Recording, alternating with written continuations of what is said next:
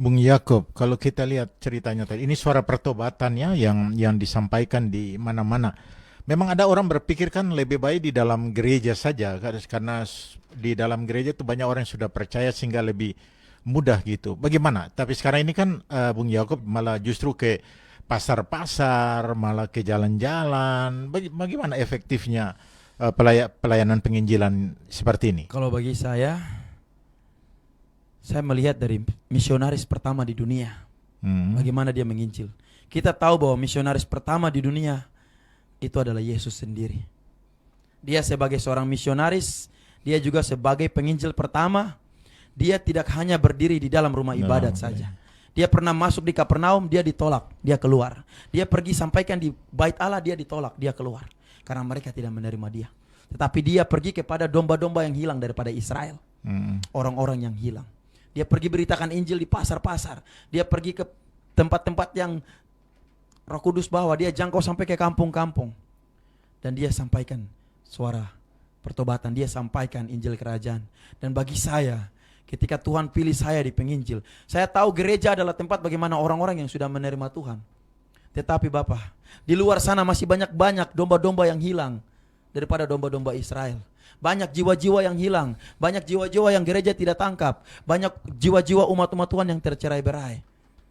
Kenapa Tuhan pakai saya di penginjil? Tuhan mau supaya saya sampaikan firman Tuhan, saya suarakan, serukan suara pertobatan, supaya jiwa-jiwa yang hilang itu mereka kembali kepada Tuhan. Kalau mereka bisa bertobat, maka gereja itu akan penuh. Tetapi hari ini, kalau gereja diam, jiwa-jiwa akan keluar. Kalau gereja tidak suarakan pertobatan, jiwa-jiwa itu akan tetap jatuh ke dalam dosa. Iblis akan membawa mereka. Tetapi hari ini saya boleh berkata, kalau Tuhan pakai kami di penginjil jalanan, karena Tuhan mau perkara yang dia lakukan, yaitu bagaimana dia turun melakukan misi Injil kerajaan Allah yang Bapaknya punya. Dia bergerak untuk pergi sampaikan kebenaran. Maka kami juga yang Tuhan pilih untuk sebagai penginjil jalanan, kami sampaikan supaya suara pertobatan itu bukan hanya dalam gedung saja, hanya ada dalam satu tempat saja, tapi tersiar kabar itu. Tuhan akan pimpin dengan apa? Dengan perkara-perkara yang Tuhan percayakan. Dengan apa yang Tuhan taruh tentang penglihatan. Dengan karunia, bahkan dengan kuasa Tuhan akan taruh. Ketika saya menginjil di jalanan di Papua, tidak sedikit orang yang terima Tuhan. Banyak ya? Banyak orang yang terima Tuhan.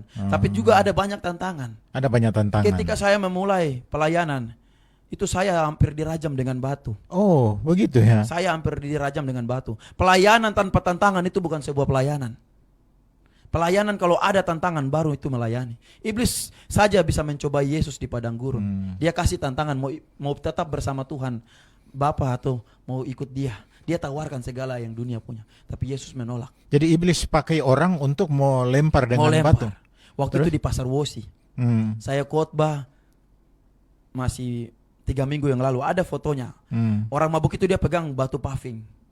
Dia berdiri. Dia sudah menatap saya sekitar jarak 10 meter. Tapi saya khotbah terus, saya sampaikan firman Tuhan. Ketika Tuhan bilang panggil altar, berdoa bagi generasi muda. Panggil altar, berdoa bagi mereka yang hancur. Karena di pasar itu banyak orang-orang mabuk. Banyak orang-orang, anak-anak muda yang hancur karena aibon, karena mabuk. Bahkan ada penjudi-penjudi, orang-orang jahat preman dalam pasar itu. Tetapi Tuhan bilang buka altar, panggil mereka, doakan mereka. Begitu saya selesai khotbah, saya bilang, kalau saya makan berdiri, beranjak pergi dari tempat ini, Tuhan mau ada jiwa-jiwa yang dipulihkan. Ketika saya berdiri, saya bilang, Yesus memanggil, siapa yang mau datang? Pertama dia pegang batu, dia keras hati. Tapi akhirnya dia lepas batu itu. Dia datang dari sana, dia sudah menangis. Oh, begitu dia ya? Dia sudah menangis. Saya masih ingat namanya, Person Ones Orengo, orang asli Manokwari. Dia sudah menangis. Sampai di depan saya, langsung dia tidak melihat muka saya, dia tutup matanya, dia menangis, dia hancur. Dia bilang, Bapak saya minta maaf, tadi saya mau lempar Bapak dengan batu. Tetapi saya tidak tahu kenapa Tuhan suruh saya maju ke Bapak. Dan tidak sedikit anak-anak muda yang orang tua, mama-mama Papua bawa anak-anaknya jualan. Mereka bilang, pergi kalian harus didoakan, generasi muda harus dibangkitkan, harus dipulihkan. Saya berdoa bagi anak-anak kecil, seumuran anak-anak SD 5 tahun dan anak-anak SMP. Mereka datang, pasar itu sesak, saya doakan anak-anak muda. Saya minta Tuhan pulihkan mereka. Saya minta Tuhan lawat mereka. Saya minta Tuhan kalau boleh Tuhan bangkitkan generasi muda Papua. Jangan mereka hancur karena dosa. Jangan mereka hancur karena pengaruh dunia. Jangan mereka hancur karena iblis mau menawan mereka oleh cara-caranya iblis. Jadi itu terjadinya di luar, di alam terbuka, di alam pasar, terbuka, bukan di pasar. bukan dalam gedung gereja. Bukan ya? dalam gedung gereja. Dan saya melihat bagaimana kuasa urapan Tuhan itu terjadi. Saya melihat sendiri, saya dengan tim ada 2 orang, hambanya, hamba Agus dan juga hamba Mika. Kami melihat dari langit itu. Mereka sendiri punya penglihatan mata rohani, mereka lihat api itu turun. Dan orang yang mabuk yang tadi mau pukul, dia sampai tersungkur sampai mau rebah. Dia saking tidak tahan bagaimana ketika kami doakan dia. Dan singkat cerita, kami sudah berdoa bagi setiap mereka. Anak-anak muda, mereka mengalami lawatan. Bahkan ada yang sakit, yang hari itu dia dibawa, langsung dia mengalami pemulihan. Bagaimana Tuhan melawat jiwa-jiwa di jalan. Dan ada ibu satu yang mendengarkan firman Tuhan. Dia hanya di tempat dia buka tangan dan dia waktu itu juga mendengarkan doa itu. Dia serahkan hidupnya. Telinganya dapat mendengar lagi. Dapat mendengar. Dan dia kaget karena telinga kanannya itu sudah rusak. Tapi waktu itu dia dengar suara jelas dari telinga kanan berbicara. Dan dia bilang, saya sudah menantikan. Tuhan mau jamah saya dari lama belum terjadi. Tapi saya tahu hari ini Bapak mereka datang. Dia sampai dan itu terjadi di pasar, Wosi. di pasar, bukan dalam gereja. Bukan dalam gereja. Dan orang mabuk itu, dia menangis ketika sudah didoakan. Dia pegang megafon itu, dia bersaksi. Saya mau bersaksi. Saya person honest Orengo katanya. Saya orang yang mabukan di dalam pasar ini. Saya anak seorang kepala distrik di Pravi. Saya suka palak-palak orang. Saya suka hambat-hambat Tuhan yang mau pergi penginjilan. Saya kadang hancam mereka dengan parang. Saya minta uang untuk saya mabuk. Saya pajak mama-mama Papua yang ada di pasar ini. Tetapi hari ini Yesus tangkap saya, dia bilang. Tadi saya berdiri, saya bukan lihat bapak-bapak yang berdiri. Saya lihat bagaimana cahaya-cahaya yang berdiri. Ketika saya sampai di depan, saya tidak bisa melihat muka bapak itu. Saya melihat seperti muka seorang malaikat bersayap. Sampai dia tutup mata dan dia menangis. Akhirnya dia bilang, saya hari ini tinggalkan kehidupan lama saya. Saya mau ikut Yesus. Padahal dia anak seorang pendeta. Oh begitu ya. Bapaknya seorang pendeta tetapi dipercayakan menjadi kepala distrik.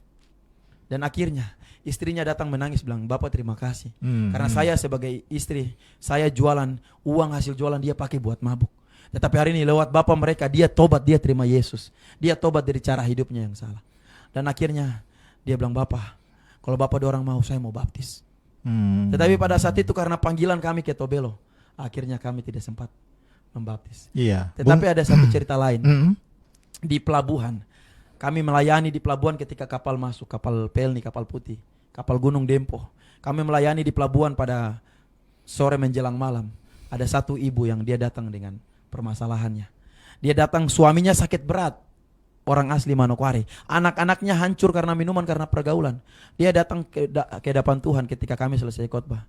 Saya buka altar, saya bilang, Tuhan memanggil siapa yang mau dipulihkan. Mari kami doakan. Dia datang dari jauh, dia sudah menangis. Sampai di sana saya pegang tangan, kita berdoa. Saya tidak tahu, ketika saya berdoa, saya berbahasa lidah. Saya minta Tuhan, saya minta, saya berbahasa lidah. Ibu itu juga mengalami hal yang sama. Dia juga berbahasa lidah. Secara spontan dia ngomong dengan bahasa yang saya tidak mengerti. Dan dia mengalami, dia berdoa, dia mengalami sampai dia loncat-loncat. Dia menangis tersungkur. Dan ada satu cerita yang unik. Ketika kami sedang khotbah, anaknya sedang mabuk di ujung pelabuhan. Anaknya sedang miras, sedang minum. Tetapi waktu ibu itu datang dengan iman, dengan hati yang hancur di hadapan Yesus. Dia minta didoakan bagi suaminya, Bapak Mandacan yang sedang sakit pada saat itu. Kami doakan ibu itu. Kami doakan juga mama-mama yang berjualan di dalam pelabuhan itu, pasar pelabuhan itu. Kami juga doakan kuli-kuli panggul, setiap orang-orang yang datang untuk Tuhan. Kami doakan mereka di tempat terbuka, di depan pelabuhan. Dan yang terakhir, yang uniknya, orang mabuk bawa diri untuk didoakan. Dan salah satu dari mereka adalah anak ibu yang tadi kami doakan. Oh, begitu ya. Iya. Dia serahkan diri. Dia menangis, dia bilang, kakak saya minta maaf. Tadi kakak mereka khotbah, sementara firman diberitakan, saya juga sedang siram minuman keras. Tetapi hari ini Tuhan suruh saya ke kakak, saya mau didoakan supaya saya dipulihkan. Saya tidak mau hidup begini. Padahal dia orang yang hebat. Dia kuliah selesai. Dia sudah dapat pekerjaan. Tetapi dia hancur karena minuman. Dan hari itu kami doakan orang mabuk. Tadinya dia sendiri yang datang, tetapi teman-temannya 5 orang ikut dia. Jadi 6 orang mabuk kami doakan di pelabuhan itu. Dan bagaimana saya melihat penginjilan terbuka, penginjilan jalanan, saya lebih meyakini bahwa Tuhan dan lawatan dan kuasanya akan terjadi di luar, bukan di dalam. Karena Yesus bilang pergi. Matius 28 ayat 18, 19, 20. Segala kuasa telah diberikan kepadaku, maka pergilah, jadikanlah semua bangsa muridku. Baptislah mereka dalam nama Bapa, Anak dan Roh Kudus, dan ajarkan mereka. Dan Kisah Para Rasul 1 ayat 8 bilang, kamu akan menerima kuasa kalau Roh Kudus itu turun di atas kamu. Dan Markus 16 berkata ayat yang ke-15 dan 16. Ketika orang itu telah mendengarkan pemberitaan Injil, Injil diberitakan untuk segala makhluk. Jadi kami adalah pemberita untuk sampaikan kebenaran, bukan hanya untuk orang Kristen saja, bukan hanya untuk orang percaya saja, tetapi orang-orang yang belum percaya Yesus di luar sana. Jadi kenapa saya tidak tergerak di dalam gereja? Saya lebih Tuhan pakai di jalan, karena di jalan banyak jiwa yang belum diselamatkan. Berarti Bung Yakob yang terakhir ini, sekalipun mungkin tantangan ya, karena memang pasti kita rasa tidak semua orang Kristen, mungkin ada orang-orang fasik, ahli-ahli Taurat yang pasti akan menyatakan bahwa wah itu hanya membuat pekerjaan yang tidak ada guna.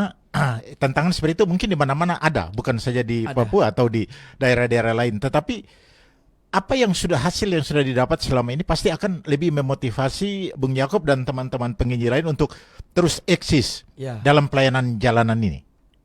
Iya, ada. Jadi ke depannya tantangan selalu ada, bukan hanya orang-orang yang iblis pakai mereka kayak orang mabuk, orang-orang yang tidak percaya Tuhan tadi yang saya sudah ceritakan. Yang mereka mau mengancam kami, mau menghambat kami. Tuhan bisa pulihkan mereka. Tetapi dari dalam juga ya. Iya, orang-orang yang sudah tahu kebenaran, mereka yang menjadi tantangan. Dan saya bisa bilang firman Tuhan, penolakan dan juga kemurtatan dan juga awal-awal orang menjadi orang-orang yang mencemooh orang lain ada dari dalam gereja. Iya. Antikris bukan bangkit dari luar. Antikris akan bangkit dari dalam gereja. Dari orang percaya sendiri dia menyesatkan. Jadi barang siapa yang tetap bertahan, yang berdiri di dalam Injil itu, yang akan terus eksis Tuhan pakai, yang tetap berada di dalam pimpinan kuasa Tuhan. Dan